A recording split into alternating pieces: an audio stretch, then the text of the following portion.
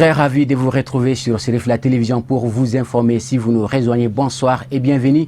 Voici le titre de votre actualité de ce mardi 29 août 2017. Après 72 heures de grève des banques et établissements financiers, l'affluence dans les banques se passe de commentaires à suivre dans ce journal. Voici pour le menu de votre journal. Bonsoir et bienvenue.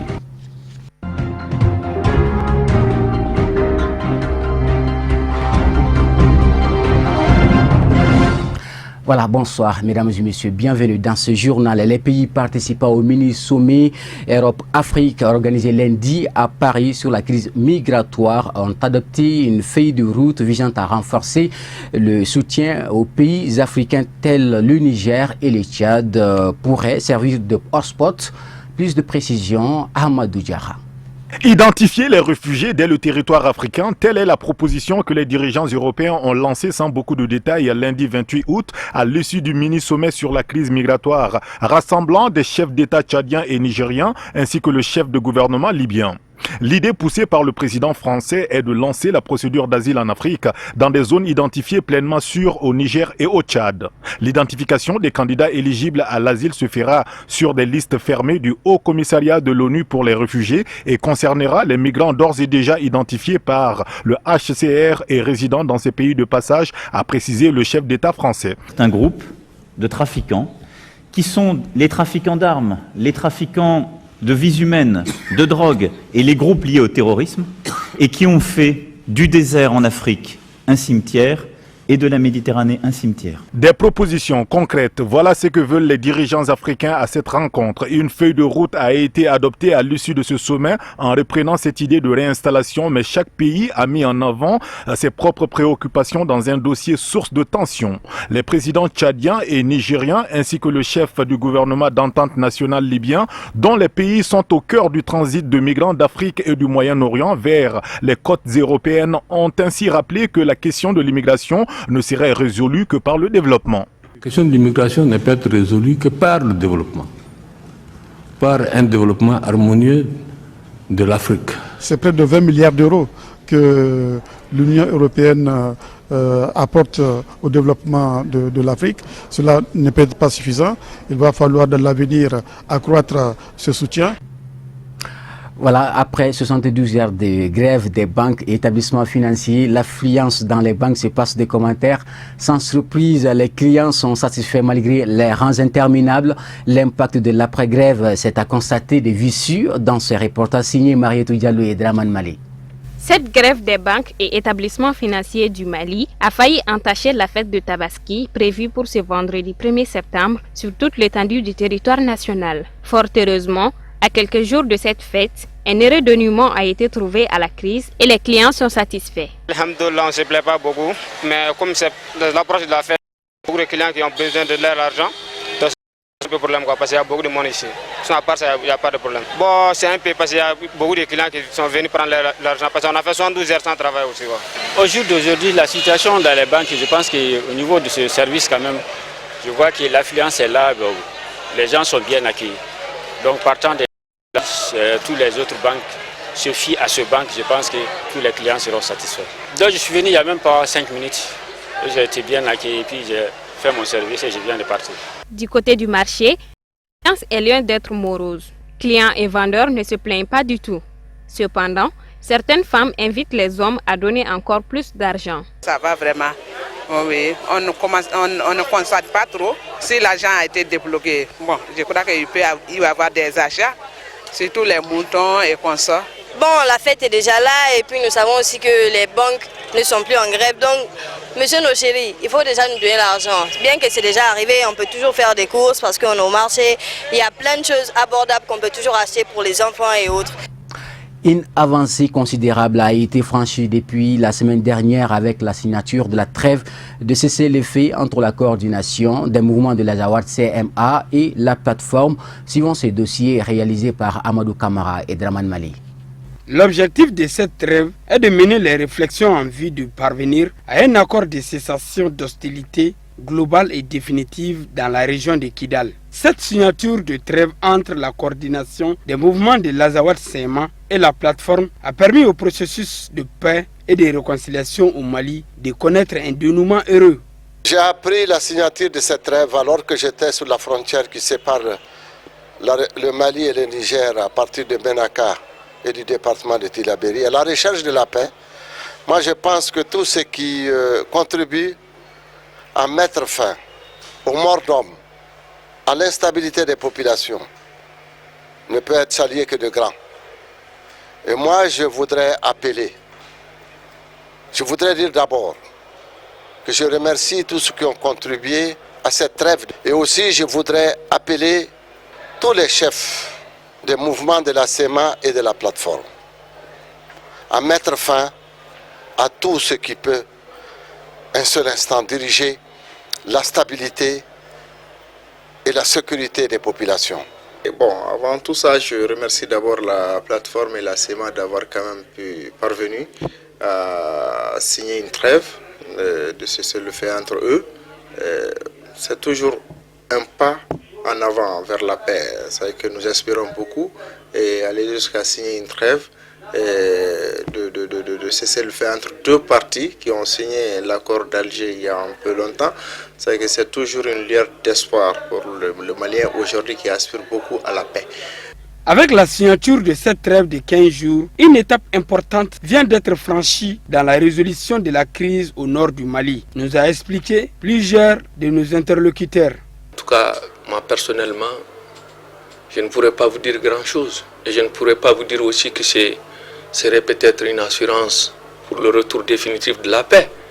Mais dans tous les cas, c'est un début. Et il est toujours bien que cela arrive. Et ça doit arriver. Et si j'ai un seul conseil, c'est de leur dire qu'enfin, personne ne pourra peut-être continuer à comprendre leur combat. Parce que quand des frères, entre eux, s'entretuent, sans que nous autres, nous connaissions les raisons même profondes de ces affrontements, c'est là qu'il y a problème. Cette trêve doit être le début de la fin de cette crise qui n'a que trop duré.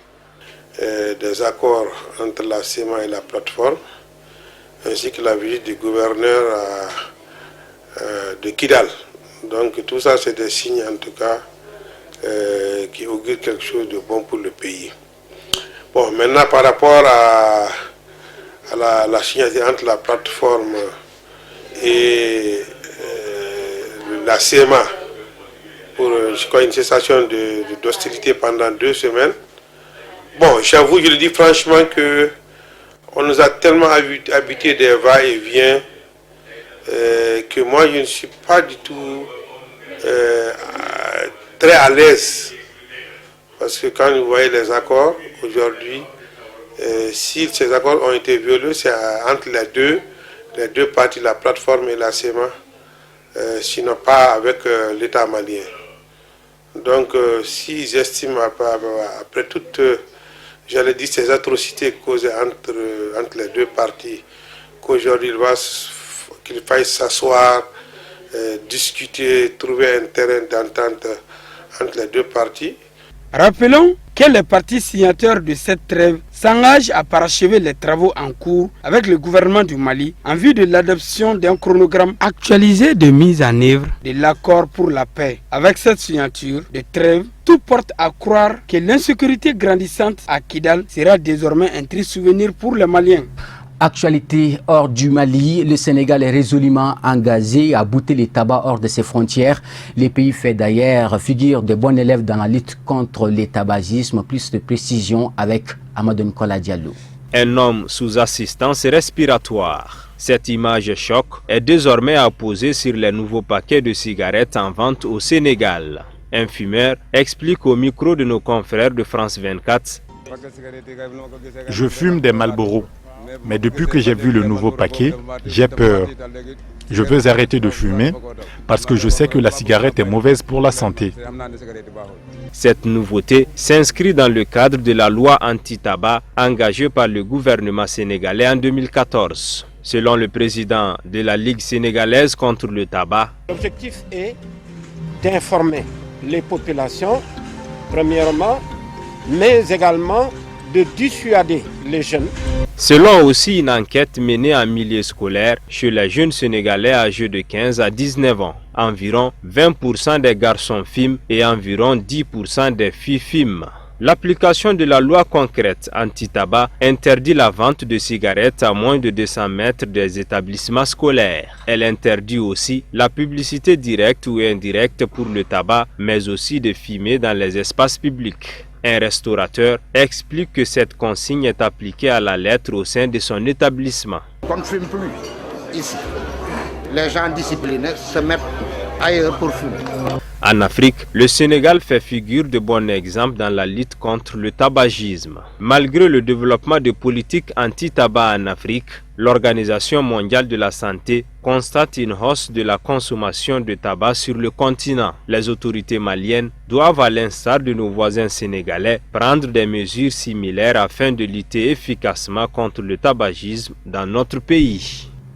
À présent, suivons l'essentiel de l'actualité africaine en bref et en images, une compilation signée Zainabou Haïdara.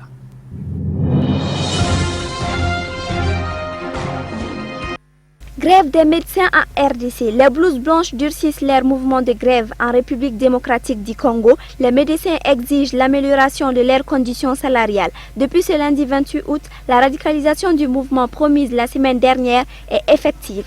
Pas de consultation, aucun acte médical ou chirurgical, même préprogrammé. Pendant cette période dite de polarisation, seules les urgences et uniquement les urgences se feront dans les hôpitaux qui fonctionneront à tour de rôle selon un programme convenu.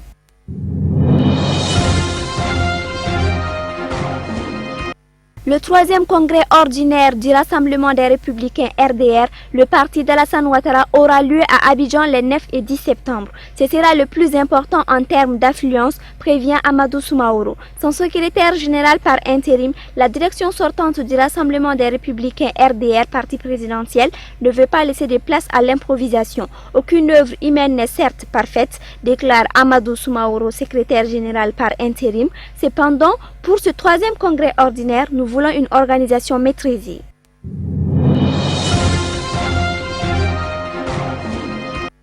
La Cour suprême kenyane a commencé ce lundi l'examen sur le fond du recours déposé par le candidat malheureux à l'élection présidentielle, Raila Odinga. Celui-ci conteste la victoire du président sortant Uhuru Kenyatta lors du scrutin du 8 août. L'élection présidentielle kenyane a-t-elle été entachée par des fraudes? C'est la question à laquelle doit répondre le plus haut tribunal du pays, saisi le 18 août par l'opposition, qui rendra son avis définitif d'ici vendredi 1er septembre.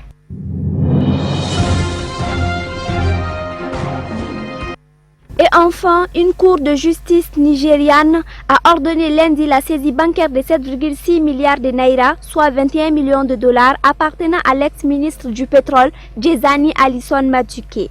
Accusé de corruption après la confiscation de nombre de ses biens ces dernières semaines, le juge de la Cour fédérale de Lagos a rendu sa décision suite à l'investigation menée par la Commission des crimes économiques et financiers contre cette ancienne figure de l'ancien gouvernement de Goodluck Jonathan.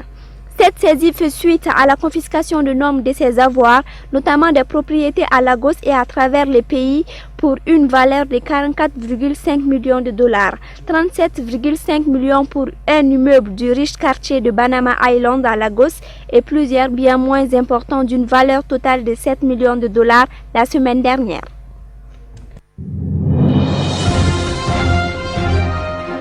Maintenant, voici la part sportive Aïkido. La Fédération malienne d'Aïkido a organisé la journée nationale d'Aïkido le samedi 26 août 2017 au pavillon du stade Omnisport Modibo Keïta. C'était en présence du ministre des Sports Ousseini Amion Guindo, reportage Boubacar Traoré et Abdoulaye Sogodougou. Plusieurs épreuves étaient à l'œuvre au cours de cette journée. Les pratiquants venus de l'intérieur et ceux de Bamako ont fait des démonstrations incroyables. La cérémonie a été l'occasion aussi pour les organisateurs de parler sur les résultats obtenus de cette discipline dans les compétitions internationales et la place qu'elle occupe dans le sport au Mali. Et je vous avoue que je suis très fier de ce que nous sommes en train de mener comme bateau. Parce que, comme vous le savez, et peut-être tout le monde ne le sait pas, mais l'aïkido, le fondateur de l'aïkido a créé l'aïkido dans le cadre de la non-violence. Il a privilégié le partenariat à la confrontation. Parce que quand vous dites, dès que vous parlez de confrontation, ça veut dire qu'il doit y avoir un vainqueur et un vaincu. En Aïkido, cela n'existe pas. Donc même lorsque vous êtes objet d'une agression, donc vous transformez l'agression en partenariat. Et c'est ça même l'éthique de l'Aïkido. Et c'est la raison pour laquelle l'Aïkido a été créé. Donc c'est pourquoi l'Aïkido n'a pas qu'une des valeurs sportives. Elle a en plus des valeurs sportives, des valeurs éducatives et que nous prônons. Et c'est pourquoi je suis fier, d'autant plus fier aujourd'hui que la non-violence est d'actualité chez nous. Parce que si tout le monde prenait la non-violence, chacun à son niveau, je pense que nous ne serions pas là où nous en sommes aujourd'hui. Pour les responsables du sport malien, l'accompagnement de cette discipline ne sera pas défaut. C'est vraiment avec une fierté légitime que nous sommes cet après-midi ici pour accompagner la Fédération malienne de l'Aïkido. Et vous savez, le Aïkido, comme le président l'a dit, au-delà d'être une discipline sportive, est une discipline pour la vie. C'est une discipline qui prône la non-violence. C'est une discipline qui prône la maîtrise de soi. Et je pense qu'il est de mon devoir aujourd'hui, surtout dans le contexte que nous traversons, de venir aujourd'hui ici, soutenir cette fédération, soutenir surtout l'Aïkido dans ses valeurs au-delà de l'aspect sportif. Signalons qu'il y avait la présence de certaines fédérations sœurs au cours de cette journée nationale d'Aïkido, notamment les Kung Fu et les Karaté. Voilà, c'est tout pour ce journal. Merci à vous de nous avoir suivis. Tenez-vous au courant de l'actualité tous les jours avec Chérif la télévision et bonsoir.